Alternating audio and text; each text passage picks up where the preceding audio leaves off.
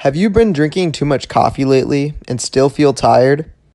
Caffeine is a great drug when used judiciously, but many of us, including myself, have used it daily and it no longer has its great effects. Most mornings, I would have to drink coffee to just feel normal. When I had my first cup of coffee, I felt like I could finish my final paper and end world hunger in one night. What happened? Here are 5 reasons you should stop drinking coffee. The first benefit of quitting caffeine is increased energy. When you drink caffeine, you are not giving yourself energy, but blocking drowsiness signals to your brain. In response, your brain builds more and more receptors to compensate for your consistent caffeine usage. With more receptors, your brain can receive more drowsiness signals. This means if you're a heavy coffee drinker without your morning cup of joe, you will be even more tired than the average non-coffee drinker.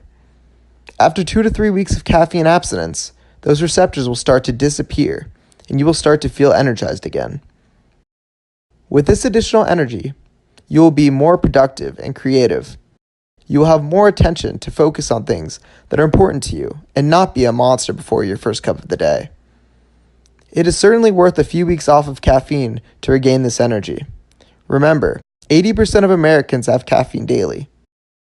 By quitting and having more consistent energy levels, you'll have a tactical advantage over your competition, and people will be impressed by your new productivity.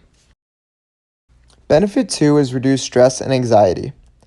Caffeine triggers the fight or flight response, causing the release of adrenaline and cortisol into your body. This is usually triggered in dangerous situations so that your body can prioritize focusing entirely on survival. This is a very useful response in dangerous situations, but is not necessary when you're waking up in the morning. Adrenaline increases blood pressure and it activates parts of the brain associated with fear. Caffeine also triggers cortisol, the body's primary stress hormone. When cortisol is active, it reduces immune system activity and suppresses the digestive system. With the reduction of cortisol and adrenaline, your days will feel much more tranquil and you will be much more relaxed. Benefit 3 is improved sleep. One of the main side effects of caffeine is alertness, which makes falling asleep more difficult. Caffeine has a half-life of 6 hours. I thought if I drank coffee in the morning, I would have no trouble sleeping in the evening. If you have your first cup of coffee at 8 a.m. and sleep at 10, 15% of the caffeine in your body will still be active. Even if you get a full 8 hours of sleep, when caffeine is in your bloodstream, your quality of sleep decreases. Caffeine disrupts your REM sleep, the most important part of your sleep cycle. Research shows that those with reduced REM sleep have trouble learning new skills and problem solving.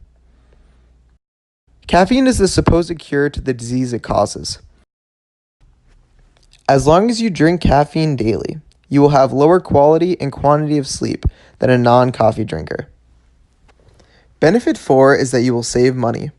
Coffee companies like Starbucks can afford to charge $5 for a caramel macchiato because people will pay for it. By putting excessive sugar with caffeine, Starbucks capitalized on the most common drug in America and made sure that it became the norm. If you pay $5 a day for coffee, you will save $1,825 per year.